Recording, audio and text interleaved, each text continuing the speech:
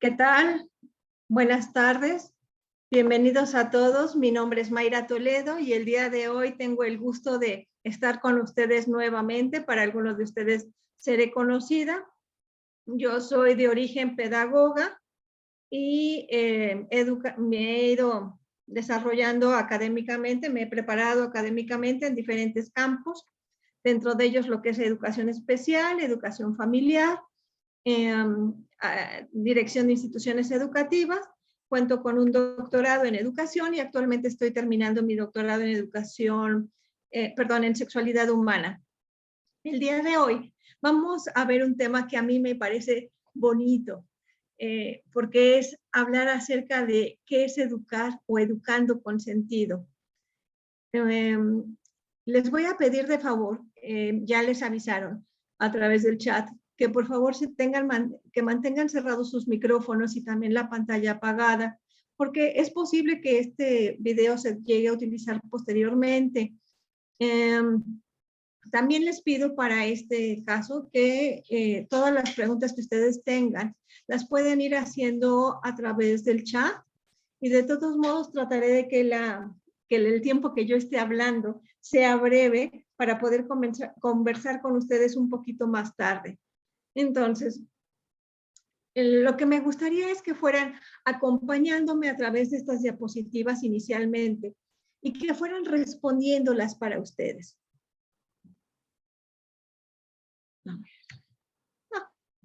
No me deja pasar la diapositiva. Aquí está. ¿Para qué educar? La primera pregunta es, ¿para qué educar? ¿Para qué me educaban mis papás? Mi mamá, como sale en la foto de ahí, y yo con la cara de enojada. Bueno, yo no era güerita así de ojo azul, ¿verdad? Pero, ¿para qué? Muchas veces me enojaba. ¿Para qué hacemos eso? Y ahora que me ha tocado tener el papel de mamá, enfurruñarse, enojarse. En la escuela también me tocó vivir como alumno, estar en clases en las que a veces no me parecían interesantes, otras me parecían interesantes. A veces el docente me parecía que tenía una personalidad atractiva y otras veces me parecía que era lo más aburrido. Y a veces también he estado en el otro papel como docente y hay grupos que digo, es que se acabe la clase, ya me quiero ir, por favor. Y otros grupos en los que es muy, muy interesante poder estar con ellos. Y entonces me pregunto, ¿para qué educar? ¿Hasta cuándo? ¿Hasta cuándo educo? ¿Hasta cuándo sigo con esta labor educativa? ¿Hasta cuándo me tienen que seguir educando? ¿Quién y a quién se tiene que educar? ¿Quién tiene que educar?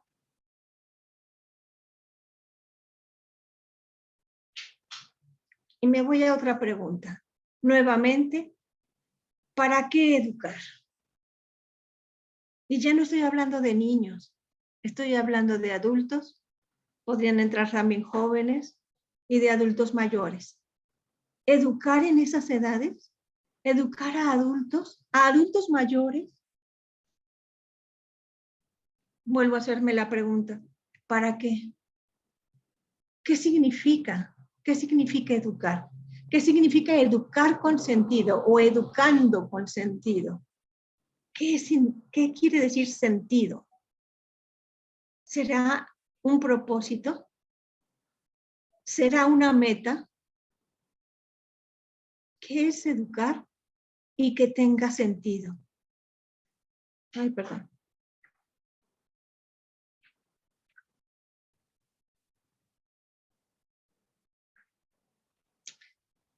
La siguiente diapositiva la copié una foto de internet, pero no se ve muy clara, de manera que se los voy a leer. Es un pedacito del texto del cuento de Alicia en el País de las Maravillas, cuando se encuentra al gato risueño y ella está perdida en el País de las Maravillas y ya quiere salir de ahí, ya no quiere estar ahí. Y entonces le dice al gato risueño, oye, ¿podrías decirme, por favor? Ay, perdón.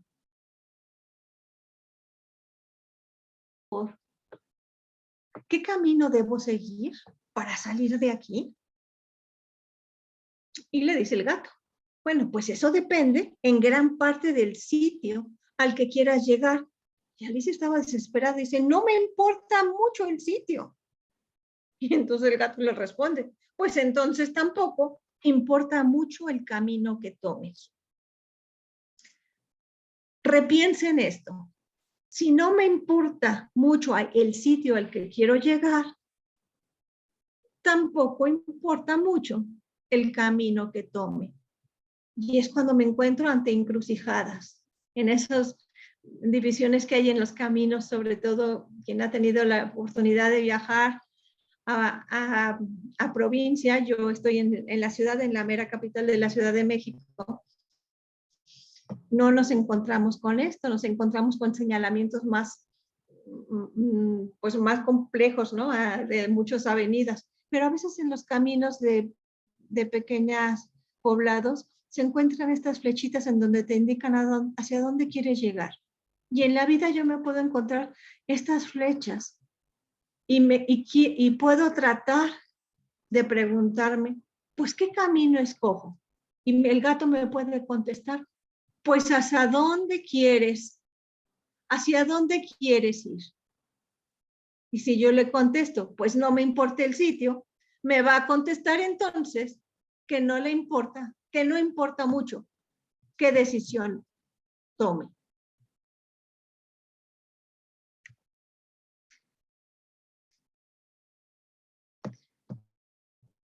A ver, permítanme ver el chat tantito. Me indican por el chat si no se escucha bien, por favor, para que hable más fuerte. Cuando hablamos de educación, lo que tienen aquí puesto es como el esquema, es un esquema que trata de reflejar cómo se sistematiza la educación, cómo se sistematiza el estudio científico del proceso educativo. Cuando yo quiero estudiar qué es la educación, para qué sirve la educación y volverme un profesional de la educación, debo tener siempre en mente este esquema muy sencillo, que es como el plan de trabajo de alguien que se dedica a ser profesional en educación.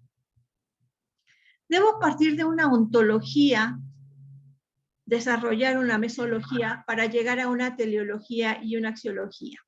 ¿Qué quiero decir en palabras más simples y sencillas? Debo saber dónde estoy parada. Así, por ejemplo, Alicia sabía que estaba en el país de las maravillas. ¿Yo dónde estoy? Como educando o como educador, como hijo o como papá, como maestro o como alumno. ¿Qué significa educar? Me lo tengo que preguntar. ¿Para qué quiero estar en la escuela? ¿Para qué quiero enseñar matemáticas? ¿Para qué quiero enseñar español? ¿Para qué quiero enseñar ciencias o la asignatura que fuera? ¿Qué tan importante es ese contenido? ¿Y por qué a estos alumnos en específico? O al revés, yo que soy alumno de secundaria, ¿para qué quiero aprender álgebra? Típica pregunta, ¿no? Eso es, en palabras muy simples, lo que hace la ontología. Ontos quiere decir ser. Y entonces ontología es el estudio del ser en cuanto que es un ser. Y entonces por eso estamos estudiando quién es el educando, quién es el educador y quién es o qué es el proceso educativo. Y todo esto nos vamos a saltar la flecha porque queremos llegar hacia este otro punto, que es la teleología y la axiología pedagógicas, es decir, los fines, tele quiere decir final o meta, o a lo lejos, el estudio de los fines y el estudio de los axios, de los valores. ¿Qué valores tengo?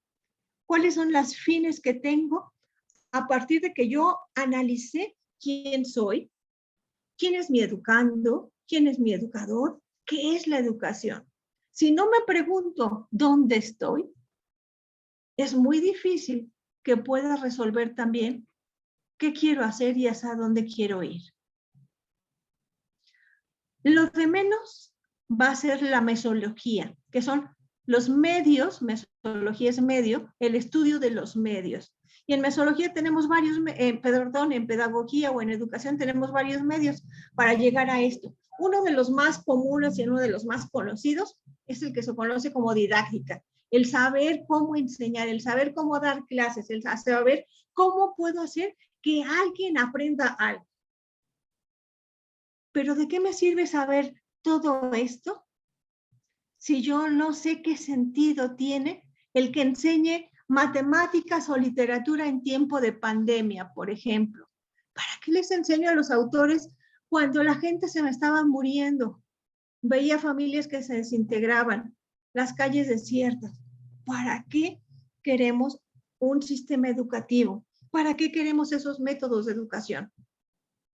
¿Qué sentido quiero darle? Y por eso estamos hablando de educar con sentido. De eso se trata esta conferencia. Educando con sentido. Oh, se quedó trabada esa. Ok. Aquí en esta diapositiva trae otras preguntas nuevamente. ¿Soy yo, él o la misma que hace unos años? ¿Soy exactamente la misma? ¿Qué cosas han cambiado en mí? Mis propósitos, mis metas, mis valores, ¿son los mismos o han cambiado? ¿Veo la vida de la misma manera? Y si hablo de educación, ¿tengo las mismas metas educativas para mí o para quienes estoy conduciendo o ayudando a desarrollar el proceso educativo? ¿Educo de la misma manera? ¿Es igual de importante las calificaciones que tenían antes? Lean esa diapositiva, por favor. No todos los que andan sin rumbo fijo se pierden. Y lo dice el autor del Señor de los Anillos. Puros libros de cuentos clásicos, de cuentos posclásicos, vamos a decir. Fíjense, hace ratito les decía que a Alicia en el País de las Maravillas le decían, si no sabes hacia dónde vas, no importa qué camino tomes. Entonces, pues andaría como desorientada, ¿no? Pero aquí, Tolkien nos está diciendo, no todos los que andan sin rumbo fijo se pierden. ¿Por qué? ¿Por qué será esto? A ver, me estoy contradiciendo. Mayra Toledo, ¿qué te pasa? A ver, les acabo de poner una diapositiva en la que dicen que si no sabes a dónde vas, pues toma cualquier camino. Y ahora les pones esta diapositiva. ¿Qué les quieres decir? ¿Qué me querrá decir? Vamos a ver la siguiente diapositiva. Cuando se me presenta alguna crisis, suelo preguntarme, ¿por qué a mí me pasa esto? ¿Por qué me vuelvo a enfermar? Y llevo un mes que primero me puse la vacuna, me salió una reacción alérgica contra el COVID, luego se me desarticuló el brazo, luego me dio COVID y no puedo hacer nada. ¿Por qué a mí? ¿Por qué a mí tantas cosas? Soy de esas personas. Les pongo aquí otro ejemplo. A mí esto me llega muy, muy fuerte. Imagínense los casos en los que una pareja decide convertirse en pareja, tener un proyecto de vida en común y deciden tener un hijo y lo esperan. Pero al paso de unos meses, antes de que nazca el bebé muere de manera natural, de manera espontánea, un aborto espontáneo. Y me encantó esta imagen en donde se ve el sufrimiento también del papá. El de mamá es como el más conocido, pero también lo que vive él, lo que viven entre los dos. Si me regreso a la diapositiva que veíamos, ante las crisis, suelo preguntar, ¿por qué a mí? Ellos se preguntarán, ¿por qué a mí? Lo que quiero que lleguemos es a responder, a plantearnos esto. No le preguntes a la vida, respóndele a ella. Esas situaciones no son para preguntarnos, más bien son situaciones que nos hacen cuestionarnos a nosotros. Es la vida quien nos pregunta. Son estas situaciones de crisis que nos hacen decir, oye, ¿estoy en el camino que quiero o no estoy tomando el camino que quiero? Estoy yéndome hacia otros lados. Y entonces, ahora sí, les decía en la conferencia, es una visión desde la logoterapia. La logoterapia es una corriente psicológica que surge a partir del psicoanálisis allá en Viena, un poquito antes de la Segunda Guerra Mundial, pero se desarrolla todo durante la Segunda Guerra Mundial a través de este señor que se llama Viktor Frankl. Él murió cerca de los 90, era judío y estuvo internado en los campos de concentración, en el de Auschwitz, estuvo ahí internado y él ya había empezado a desarrollar su teoría, primero muy ligado a Freud, y después se dio cuenta que había cosas que no compartía mucho con Freud y empezó él a desarrollar su propia teoría, a la que llamó logoterapia, que tiene que ver terapia a través de la palabra, a través del decir, a través del descubrimiento. Y cuando lo internaron en el campo de concentración por ser judío, quiso poner en práctica la teoría que él había estado desarrollando. Este título de aquí abajo es el nombre del libro, que es posible que algunos de ustedes ya lo hayan leído. Si no lo han leído, se los recomiendo muchísimo, léanlo. Es la biografía, es la narración que hace él después de que estuvo en los campos de concentración, de cómo fue viviendo ese proceso. Imagínense, él era un médico, un psiquiatra de una posición pues económicamente libre, acomodada, y llega a perder todo. Dice, en una de las partes a mí me impresiona porque dice, es que pierdes todo, pierdes hasta tu nombre, pierdes quién eres, ya te conviertes en el número, ya no sabes ni quién. Y lo peor es cuando pierdes las esperanzas. Entonces, él logró resistir, y así nos lo cuenta en este libro, en esta narración que hace de sus experiencias en el campo de concentración, precisamente porque se dio cuenta de que él no le tenía que preguntar a la vida, ¿por qué a mí me toca vivir en este campo de concentración? Sino que le tenía que responder. La vida le estaba preguntando, le estaba haciendo una pregunta muy concreta a él, en las circunstancias que él estaba viviendo. Y él entendió que una de las preguntas que le hacía la vida es, ¿tu terapia funcionará bajo estas circunstancias? Una de las frases que nos da Frank, y por eso aquellas diapositivas que veíamos, dice, el sentido se descubre en cada momento, cambia el ritmo en que cambia la vida, como las olas. Es la respuesta que le damos a las situaciones que se nos presentan aquí y ahora. Repito, es la respuesta que le damos a las situaciones que se nos presentan en el aquí y en el ahora. Es ese marco. El sentido de vida no es algo específico y que podamos capturar en una frase que nos acompaña a lo largo de toda la vida. El sentido de la vida lo vamos descubriendo. ¿Se acuerdan cómo se llamaba el libro de Viktor Frankl? El hombre en busca del sentido, porque el hombre siempre está en busca del sentido, siempre está respondiéndole a la vida ante ese mar que no es estable, no es una alberca en donde no hay olas, siempre hay olas, y a veces más grandes y a veces más pequeñas, y a veces está calmado. ¿Qué le estás respondiendo? No sé si ahora nos quede clara esta diapositiva. No todos los que andan sin un rumbo fijo se pierden. A veces, amarrarnos a un solo rumbo y decir, es que esto es lo que yo quiero y no puede cambiar esto porque a mí me enseñaron que se tenía que comer de esta manera y siempre tenía que haber sopa, ensalada, plato fuerte y postre. Me enseñaron que así. Me enseñaron que, fíjense, esto es cierto, a mí me enseñaron de chica. Tenía un tío que era médico, cuando íbamos a su casa a mí no me gustaba porque nos decía que el agua no se tenía que tomar junto con la comida, porque te llenaba la panza y te lavaba los líquidos gástricos que tenías, y entonces se te quitaba el hambre. Entonces tenías que comer todo seco, así, y además era sopa, guiso y postre, no sé qué tantos, y hasta el final el agua.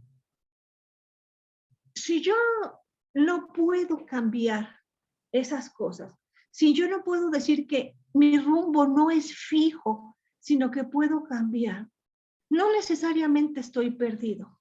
Vamos a ver por qué.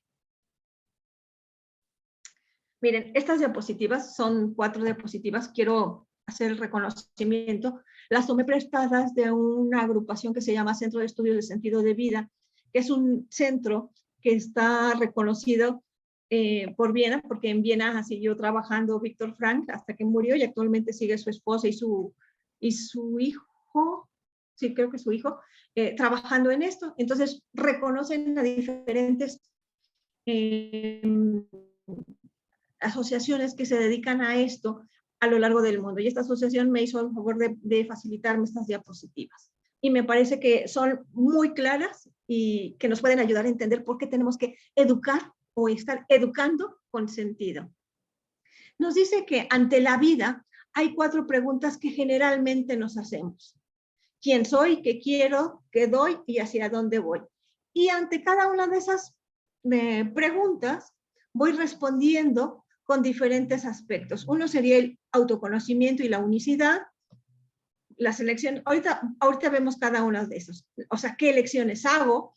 ¿Cuál responsabilidad tomo ante esas elecciones que hice? Y cómo esas elecciones que hice con esta responsabilidad me llevan a autotrascender, a salir, a dejar huella. Quisiera que vieran esto. Soy mamá de un chico joven, ya es un adulto joven, pero que pasó por la etapa de adolescencia.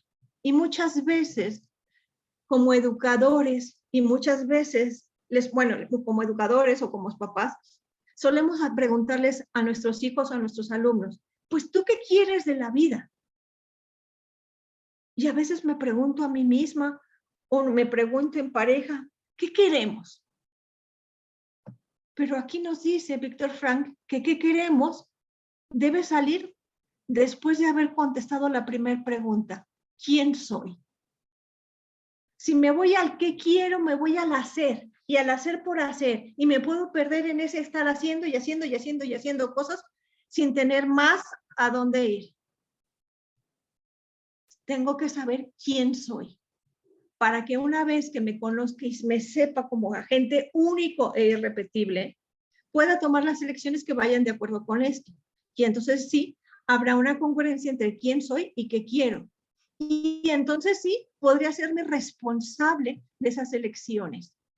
2 frases de esto. Una dice, ante el mundo, hay muchas tareas que se pueden hacer.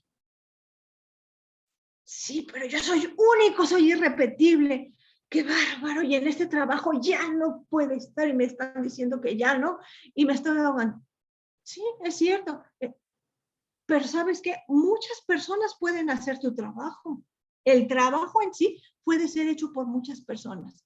Lo único que hace diferente es que la manera en que tú lo hagas, el estilo en que tú lo haces, nadie lo podrá hacer, solamente tú. Esa es tu unicidad. Y esa unicidad de ser único, uno, parte del autoconocimiento. ¿Qué tanto conozco? ¿Qué tanto me conozco? ¿Qué tanto ayudo a mis alumnos, a mis hijos, a conocerse para que se den cuenta en que son únicos, en que son fuertes? ¿Qué es lo que los hace diferentes de los demás? ¿Y qué tanto como maestro tomo las elecciones adecuadas para conducir un grupo al que conozco y que me conozco? ¿Y qué tanto ante esas elecciones puedo decir, oh, el resultado fue muy bueno porque tomé esta elección y porque va de acuerdo a los valores que yo tengo, a las metas que yo tengo, a esa axiología, a esa teleología que yo tengo? Puedo responder. Responsabilidades es tener la capacidad de responder ante las elecciones que hice. Porque ¿Quién tiró el agua? ¿Quién rompió el vaso? Si yo puedo responder ante eso, soy responsable. Si yo lo hice, puedo responder. Y si no lo hice, también puedo responder que no fui yo. Pero si sí lo hice y digo, no fui yo, estoy actuando de manera irresponsable. Así de sencilla es la responsabilidad. Es saber responder ante las elecciones que hice a partir de conocerme a mí mismo. Y una vez que hago esto, puedo trascender. Y entonces ya no nada más pregunto qué quiero, sino que después de haberme preguntado quién soy, de haberme respondido quién soy, puedo saber qué quiero y qué puedo dar para saber, para poder conseguir eso que quiero, porque me va a decir hacia dónde voy. Ese hacia dónde voy tiene que ver con el autoconocimiento y con la autotrascendencia. De esta manera, si se dan cuenta, los 4 puntos están relacionados. Voy a pasar a las siguientes y lo vamos a ir viendo de manera un poquito más práctica. ¿Quién soy? Y nos hacemos esta pregunta. Háganselas como educandos, o sea, como alumnos, como hijos, pero también hágasela como maestros, como docentes, como papás. ¿Tu forma de ver el mundo y a ti mismo te funciona o más bien te atrapa en resultados no deseados? Ay, no sé si en otros países de Latinoamérica se conozcan esa canción que dice, tropecé de nuevo y con la misma piedra. Estoy haciendo cosas que yo no quería que me llevaran a eso. Estoy viviendo con alguien que no quería. Estoy trabajando en algo que no me hace feliz, que no es lo que quiero. Mi forma de ver el mundo y de verme a mí mismo, ¿me funciona? ¿Qué me hace a mí único e irreemplazable? Y a partir de esto, puedo ver si la forma que tengo de ver al mundo me funciona. ¿Cómo les va funcionando a ustedes? Paso a la segunda. Ahora sí, ya me pregunté quién soy. Ahora me pregunto qué quiero. ¿De qué manera las elecciones que has hecho te están alejando de quien realmente eres o de lo que realmente quieres? Es que los novios a veces, ¿no? Es que hay una etapa en la que, en la adolescencia, la importancia de relacionarme y pertenecer a un grupo es vital. Y si yo no cubro con esa expectativa, puedo sentir que tengo una pérdida de sentido vital, que ya no sirvo para nada y puedo quererme morir.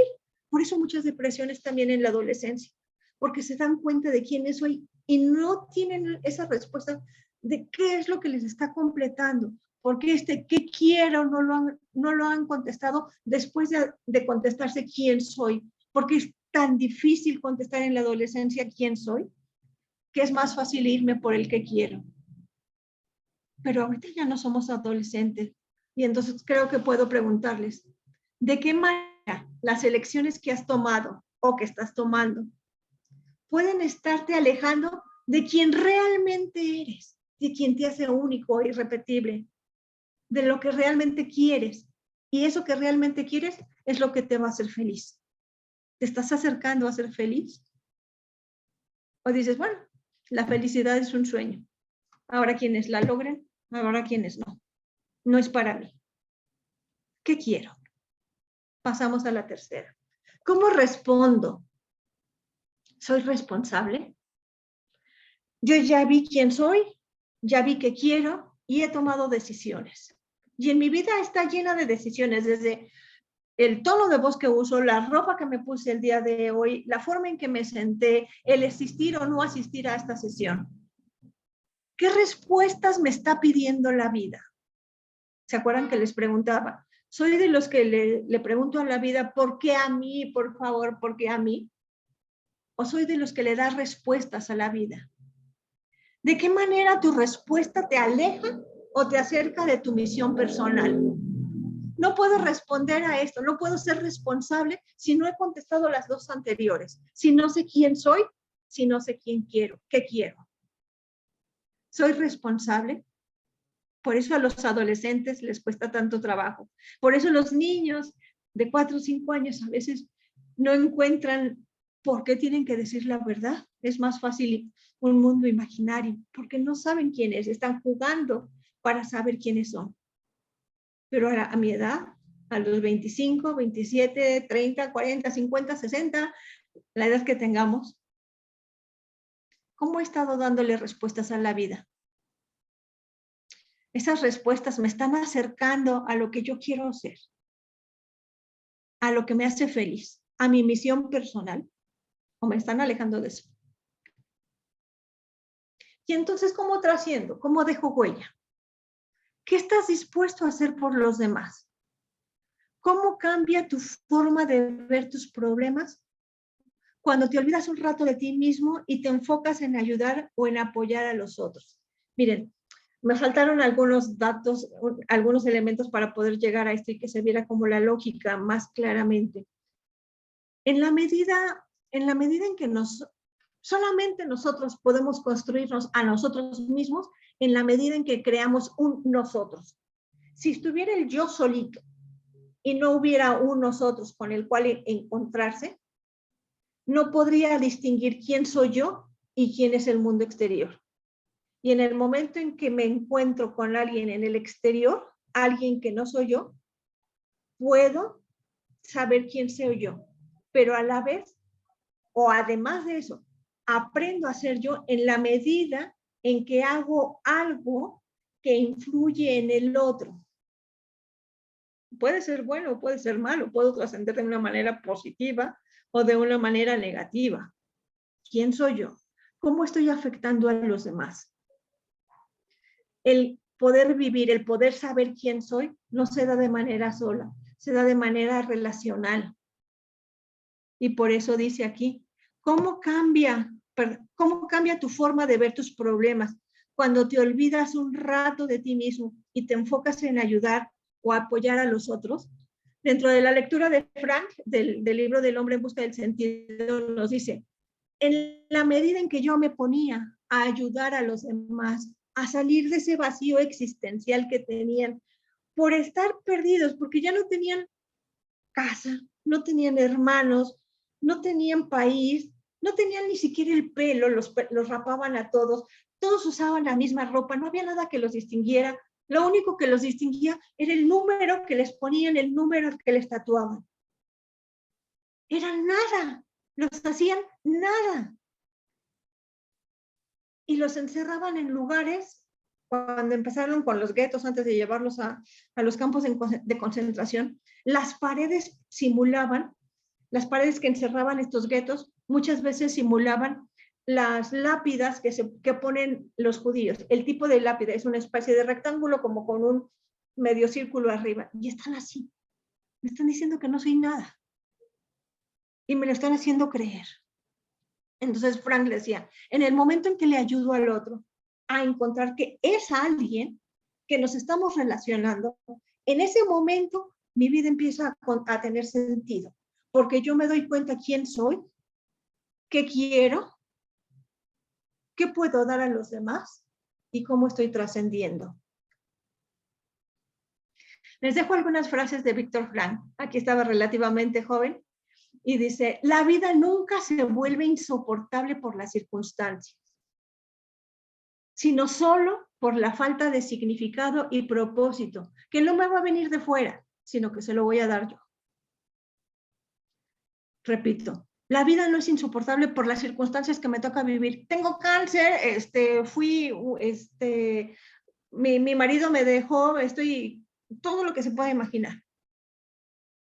No son las circunstancias las que hacen que algo se vuelva insoportable, sino la falta de significado y propósito que yo le esté dando a esto.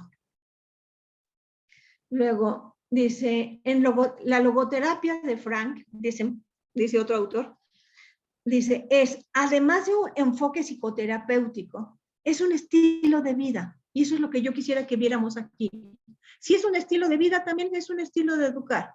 Es un estilo de vida que orienta al cultivo de lo significativo, al cuidado de esa forma de caminar que conlleva a la felicidad.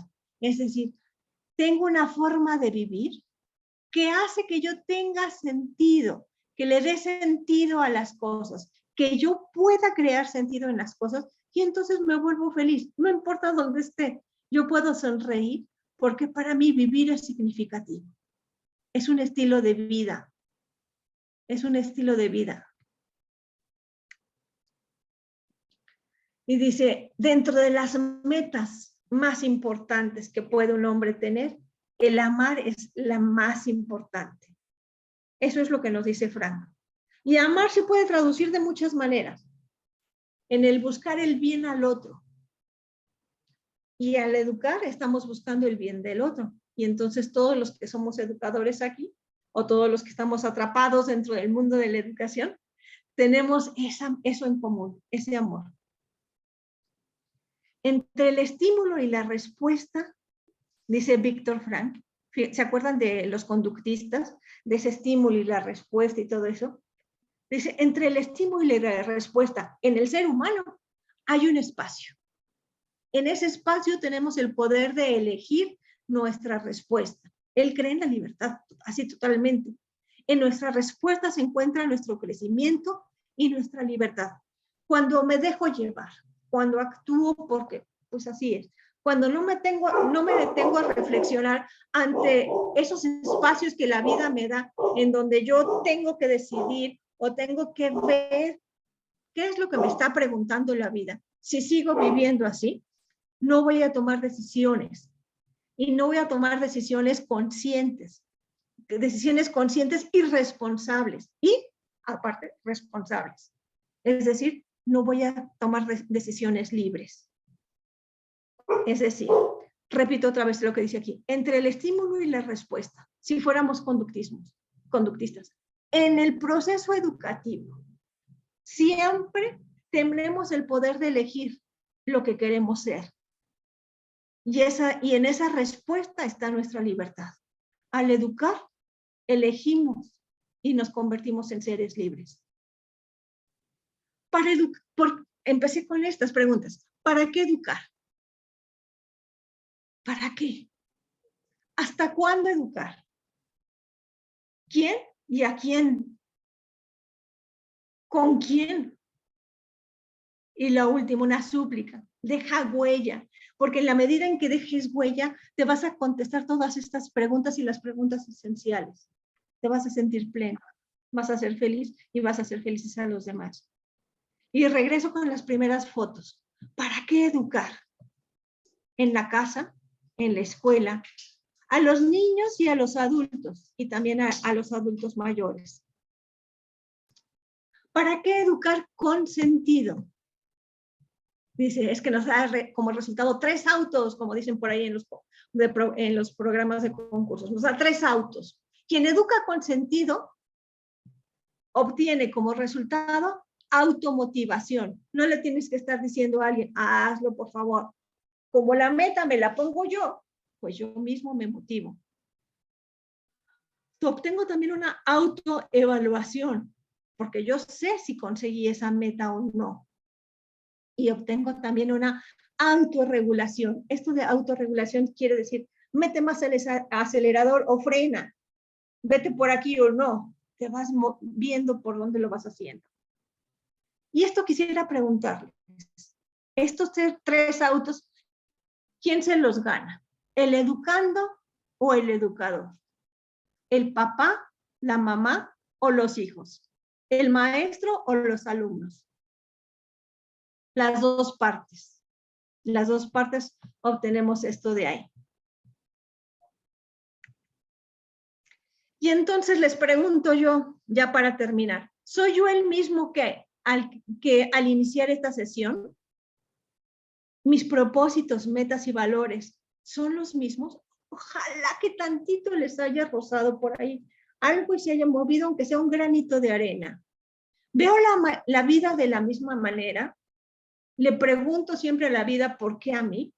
Puedo preguntarle ahora, en lugar de preguntarle, puedo responderle y puedo ver que ante esas circunstancias son preguntas que me hace la vida. Y a partir de eso, ¿tengo las mismas metas educativas? ¿Quiero educar igual? Chicos, pues les agradezco mucho el tiempo que han tenido aquí conmigo.